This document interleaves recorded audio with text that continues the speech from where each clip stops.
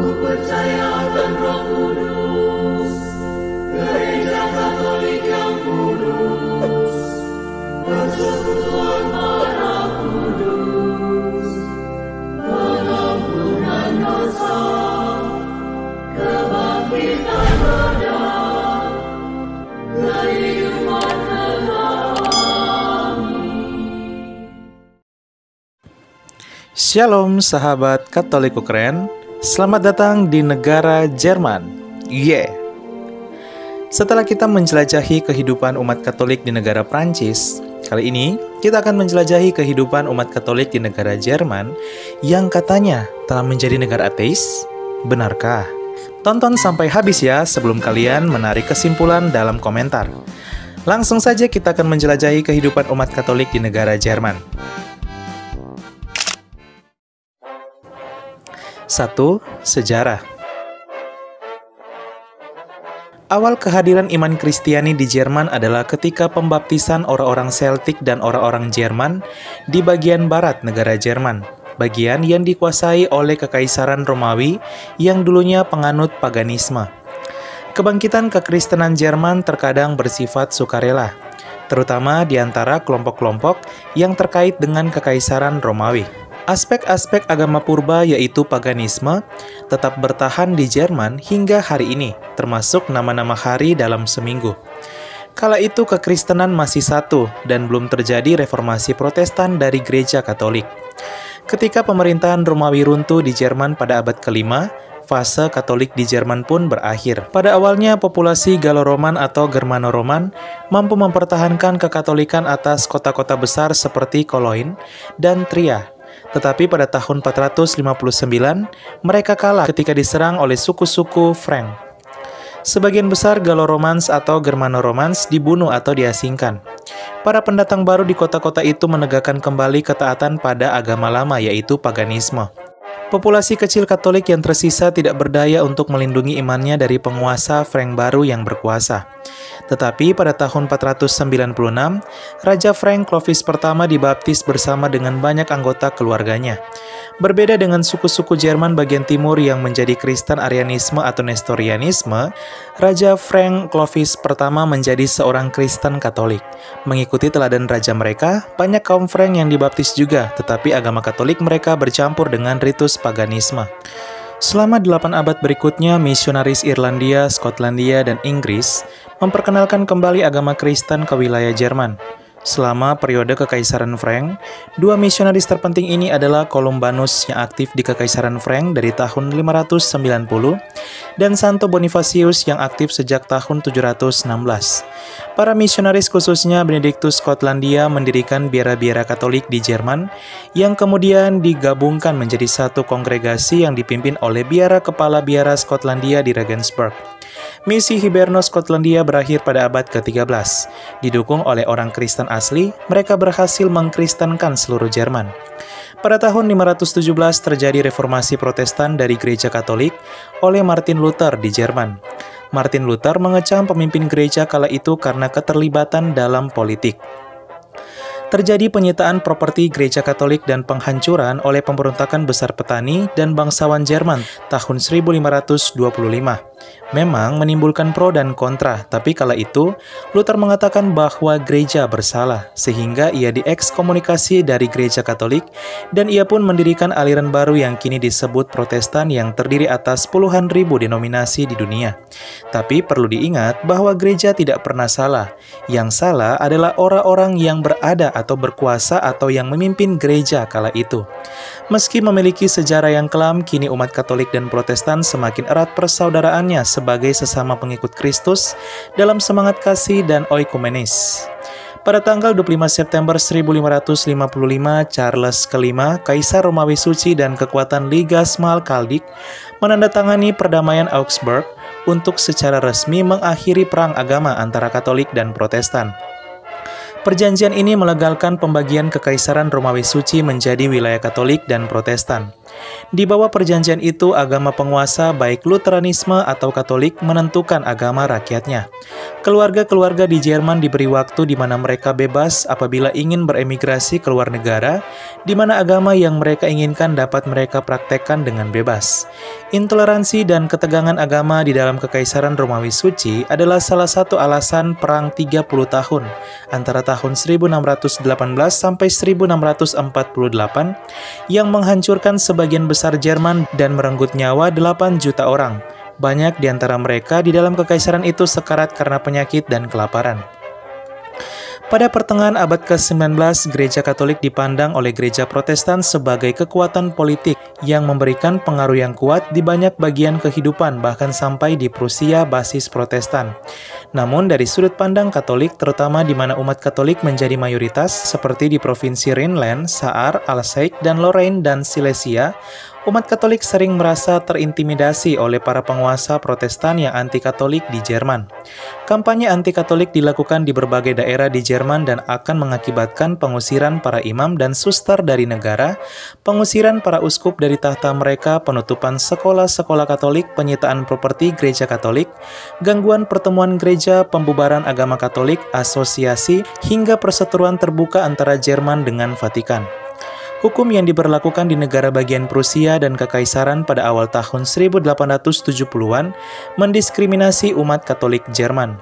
Undang-undang ini ditentang oleh Gereja Katolik secara universal yang menyebabkan debat publik yang memanas di media dan di parlemen yang mendapat perhatian luas. Hubungan diplomatik dengan Vatikan diputus oleh Jerman dan undang-undang tambahan disahkan untuk memadamkan oposisi Katolik. Hal ini membuat Gereja Katolik mendapat semakin banyak dukungan dari umat Katolik di Jerman untuk memperjuangkan kebebasan dan toleransi. Selama periode ini 4 uskup dan 185 imam Katolik yang melanggar hukum diadili dan dipenjarakan dan banyak lagi yang didenda atau diasingkan. Setelah kematian Paus Pius ke-19 pada tahun 1878, Bismarck melakukan negosiasi dengan pemimpin gereja Katolik yang baru yaitu Paus Leo ke-13 yang memiliki sifat yang lebih terbuka dan damai, serta memproklamasikan berakhirnya undang-undang anti-Katolik di Jerman pada tanggal 23 Mei 1887. Iman Katolik terus bertumbuh di Jerman dalam persaudaraan harmonis bersama saudaranya dalam Kristus yaitu gereja Protestan, membangun negeri tercinta Jerman. Hanya satu dari negara bagian federal Jerman yang menjadi mayoritas Katolik saat ini, yaitu Saarland. Katolik juga merupakan kelompok agama terbesar di Bavaria, Rhineland-Palatinate, Rhine-Westphalia Utara, dan Baden-Württemberg. Negara Jerman mendukung gereja Katolik dan Protestan untuk memungut pajak dari umat atau jemaat bagi pembangunan dan biaya perbaikan gereja, dan untuk pendidikan agama di sekolah-sekolah Kristen. Pajak gereja di Jerman adalah pemotongan gaji otomatis yang diambil dari semua anggota gereja yang terdaftar, terlepas dari seberapa sering anggota gereja menghadiri misa atau kebaktian. Di abad 20 dan 21, gelombang ateis menjalar dengan pesat di negara Jerman. Banyak umat Kristiani Jerman meninggalkan gereja karena perkembangan teknologi dan zaman, sehingga sebagian besar orang tidak lagi memerlukan gereja dan menganggap bahwa Tuhan itu tidak ada. Karena sekularisasi yang terus berlanjut, kebanyakan negara bagian tidak memiliki mayoritas tetap Katolik atau Protestan saat ini. Selain mayoritas Katolik yang masih bertahan di Saarland, dan satu-satunya mayoritas mutlak Protestan ditemukan di utara Schleswig-Holstein. Masyarakat modern sedang mengubah struktur lama. Lingkungan eksklusif Katolik sedang hancur. Bahkan di daerah tradisional seperti negara bagian Bavaria di mana mayoritas umat Katolik hilang di Keuskupan Agung Munich termasuk kota Munich dan sebagian besar Bavaria atas. Baru-baru ini pada tahun 2010 akibat ateisme yang berkembang. Jumlah umat Katolik yang menghadiri misa minggu telah menurun dari 22% pada tahun 1990 menjadi hanya 13% dari seluruh umat Katolik Jerman pada tahun 2009. Salah satu tantangan terbesar yang dihadapi gereja adalah mempertahankan anggota yang terdaftar dan membayar pajak terlepas dari seberapa sering mereka menghadiri misa untuk mendanai paroki dan lembaga gereja termasuk yayasan organisasi bantuan internasional. Umat Katolik Jerman bagaimanapun terpecah belah dalam masalah adalah pajak gereja wajib. Berdasarkan pajak, tambahan 8% sampai 9% dari pajak penghasilan pribadi dipotong oleh negara Jerman bagi mereka yang merupakan umat Kristiani, baik Katolik maupun Protestan. Meskipun pajak tersebut memberi gereja Katolik dan Lutheran jumlah keanggotaan yang detail dan pendapatan bersih sebesar 5,6 miliar euro pada tahun 2008, yang telah membantu menjadikan gereja Katolik Jerman sebagai salah satu gereja yang terkaya di dunia. Memasuki abad 21, banyak imigran Muslim dari Timur Tengah diterima di Jerman akibat peperangan yang terjadi di Timur Tengah. Hal ini merubah demografi penduduk Jerman di mana kini populasi umat Muslim di Jerman telah mencapai 5%. Pada tahun 2019 dilaporkan bahwa gereja Katolik dan Protestan di Jerman mengalami banyak kehilangan anggota setiap tahun. Pada tahun 2020 dilaporkan bahwa gereja Katolik di Jerman kehilangan 402.000 umat yang meninggalkan gereja dan beralih menjadi ateis, penurunan terbesar yang pernah terjadi sepanjang sejarah. Gereja-gereja Protestan di Jerman pun juga mengalami penurunan besar yang paling tajam dibandingkan dari gereja Katolik yang kehilangan 440.000 jemaat akibat beralih menjadi ateis. Hal ini membuat gereja Katolik menjadi pertahanan terakhir kekristenan di negara yang dulunya memiliki unsur Lutheranisme yang kuat, di mana Protestan kini tidak lagi menjadi mayoritas di Jerman. Namun kekristenan tetap menjadi mayoritas dengan adanya gereja Katolik yang terus berjuang untuk menghidupi iman Kristiani di tengah arus ateisme di Jerman. Terlepas dari itu semua, kita semua doakan semoga penduduk Jerman kembali ke iman Kristiani yang telah membawa mereka hingga sampai saat ini. Adapun 8 pemimpin gereja Katolik yang pernah menjabat berasal dari negara Jerman seperti Paus Bonifasius II yang adalah Paus Germanik pertama dari tahun 530 hingga 532. Paus Jerman berikutnya adalah Paus Gregorius V pada tahun 996 sampai 999. Di abad ke-11, 5 pemimpin gereja Katolik berasal dari negara Jerman untuk memimpin gereja, termasuk Paus Leo ke-19 yang dikanonisasi sebagai santo. Ada juga Paus Benediktus ke-16, pemimpin gereja Katolik ke-265 sebelum Paus Fransiskus saat ini, yang berasal dari Jerman, dari Bavaria yang kemudian mengundurkan diri akibat usia yang semakin menua dan tidak mampu lagi memimpin gereja sehingga digantikan oleh penerusnya yaitu Paus Fransiskus asal Argentina. 2. Wilayah pastoral. Adapun gereja Katolik di negara Jerman hanya terdiri atas 2 ritus. 1 ritus Roma atau ritus Latin seperti umat Katolik Indonesia, dan 1 lagi ritus Timur. Sedangkan 4 ritus Timur lainnya tidak ada, yaitu ritus Bizantin saja. Adapun untuk ritus Roma terdiri atas 28 keuskupan yang tersebar di seluruh negara Jerman dengan rincian 7 keuskupan agung, 20 keuskupan sufragan, dan 1 keuskupan militer. Dan yang terakhir untuk ritus Bizantin dalam gereja partikular Yunani Ukraina terdiri atas 1 eksarkat apostolik, 1 tingkatan di bawah keuskupan, yang tidak hanya mencakup umat Katolik Jerman yang menggunakan ritus Bizantin Yunani Ukraina, tapi juga mencakup umat Katolik yang ada di negara Denmark, Norwegia, dan Swedia yang menggunakan ritus Timur Bizantin dalam gereja partikular Yunani Ukraina. Data statistik Gereja Katolik Jerman tahun 2018, umat Katolik di Jerman tersebar di 10.157 paroki. Wah, 10 kali lipat dibandingkan paroki yang ada di Indonesia ya. 3. Petugas pastoral. Statistik Gereja Katolik Jerman tahun 2018 menunjukkan jumlah petugas pastoral sebagai berikut: 14.165 pastor, 2.933 diakon, 5.972 frater, dan 17.772 suster, sehingga total petugas pastoral mencapai 50.999 petugas pastoral. 4. Kondisi umat.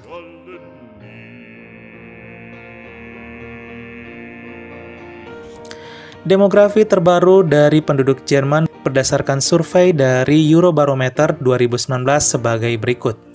31% merupakan Katolik, 30% merupakan ateis, 24% merupakan Protestan, 5% merupakan Anglikan, 4% merupakan Islam, 2% merupakan Ortodoks, dan 4% agama lainnya. Menjadikan kekristenan di negara Jerman masih menjadi mayoritas, dengan gereja Katolik kini menjadi mayoritas di negara Jerman. Kita masuk pada kekristenan di negara Jerman. Berikut ini histori daripada kekristenan di negara Jerman. Tahun 1910, 99% dari penduduk Jerman merupakan umat Kristen, baik Katolik maupun Protestan. Dengan rincian, 62% merupakan Protestan dan 37% merupakan Katolik. Di tahun 2011, turun sangat tajam akibat ateisme yang berkembang dengan pesat di negara Jerman, di mana kini populasi umat Kristiani di negara Jerman tersisa 67% dari penduduk, minus 32%. Dengan rincian Protestan 32%, turun 30%, Katolik 31%, berkurang 6%, dan Anglikan 3%, naik 3%, dan Ortodoks 1%, naik 1%. Di mana populasi umat Kristiani di negara Jerman menurun sangat tajam. Yang paling berdampak yaitu dari populasi gereja Protestan, di mana kehilangan 30% dari penduduk. Kemudian di tahun 2019, populasi umat Kristiani di negara Jerman turun lagi sebanyak 4%, sehingga kini mencapai 63% dari penduduk. Dengan rincian, Katolik 31%, Protestan 25%, Anglikan 5%, dan Ortodoks 2%. Sehingga menjadikan Katolik kini menjadi mayoritas kekristenan terbesar di negara Jerman, di mana jumlah penganut gereja Protestan menurun sangat tajam, khususnya dalam gereja evangelikal Jerman yang beralih menjadi ateis. Sehingga total umat Kristiani di negara Jerman tahun 2019 mencapai 52,4 juta jiwa. Adapun komposisi kekristenan di negara Jerman sebagai berikut. 50% merupakan Katolik, 40% merupakan Protestan, 8% merupakan Anglikan, dan 2% merupakan Ortodoks. Kita masuk pada kekatolikan di negara Jerman. Data statistik Gereja Katolik Jerman tahun 2018, jumlah umat Katolik di Jerman mencapai 23.302.930 umat, sehingga jika ditambah dengan petugas pastoral yang mencapai 50.999 petugas pastoral, jumlah populasi Katolik mencapai 23.353.929 umat, atau mencakup 28% dari penduduk Jerman yang berjumlah 82,4 juta jiwa. Adapun versi data gereja, jumlah umat Katolik di negara Jerman mencapai 28% atau 23,4 juta jiwa. Sedangkan untuk data pemerintah, jumlah umat Katolik di negara Jerman mencapai 30% atau 24,7 juta jiwa. Perbedaan antara data gereja dan pemerintah ini bisa jadi karena ada beberapa umat yang tidak memasukkan data statistik ke gereja, ada juga umat yang tidak mengupdate data gereja, dan juga ada keanggotaan baru di gereja yang tidak terdaftar oleh gereja, yang baru terdaftar secara sipil saja. Adapun, mayoritas umat Katolik di Jerman tersebar di Jerman wilayah timur, di mana mencakup 42% dari populasi dan menjadi mayoritas di negara Jerman, khususnya di wilayah Jerman Timur. 5. Gereja.